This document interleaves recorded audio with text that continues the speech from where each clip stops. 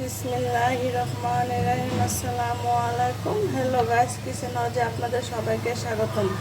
আশা করি আপনারা ভালো আছেন। আল্লাহর রহমতে আমিও ভালো। আজ আমি রান্না করব পেঁপে দিয়ে গরুর মাংস। আমি 1 কাপের মতো পেঁয়াজ দিয়ে দিলাম, চামচ রসুন দিয়ে দিলাম,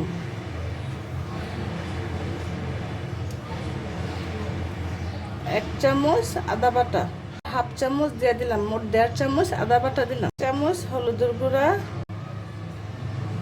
1.5 চামচ মরিচের গুঁড়া, জিরার গুঁড়া, মতো লবণ, পরিমাণ মতো দিয়ে দিলাম সয়াবিন তেল। গরুর মাংস বেশি তেল দিতে হয় না, চর্বি থেকে তেল ওঠে। আমি হাতের সাহায্যে মেখে নেব। গরুর মাংস বা যে কোনো মাংস হাতে মেখে রান্না করলে মাংসটা খেতে অনেক ভালো লাগে। মাখানো হয়ে গেছে, এখন হাতে দিয়ে পানি দিয়ে দিলাম। মিনিট আমি ডেকে রাখলাম। এখন আমি গরুর গোশটাকে চুলায় বসে কষিয়ে নেব।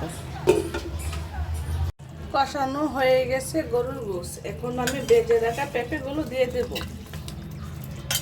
পেঁপেগুলোকে আমি আগে বেজে রেখেছিলাম।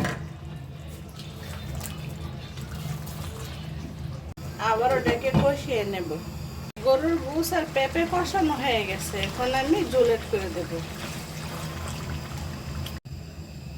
জল অ্যাড করে দিয়েছি, এখন আমি ডেকে রান্না করে নেব। গরুর গোশ রান্না হয়ে গেছে, এখন আমি সামান্য পরিমাণ গুঁড়া মশলা দিয়ে দিলাম, 4-5টা কাঁচামরিচ দিয়ে দিলাম। দেওয়ার কারণ হলো ভালো একটা ফ্লেভার আসবে।